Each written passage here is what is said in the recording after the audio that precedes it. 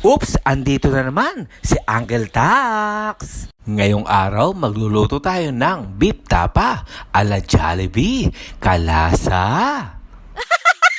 Sa ngayon, hinihiwa ko na ito na maliliit at saka maninipis. Upang sa ganon, pag ito niluto, mabilis maluto. Sa nag-private message pala sa akin, ang sabi sa akin, ba't lagi ako nakasando? Ang reply ko nga sa kanya ay marami kong sando dahil napakainit nga dito. Kaya always ako lagi nakasando.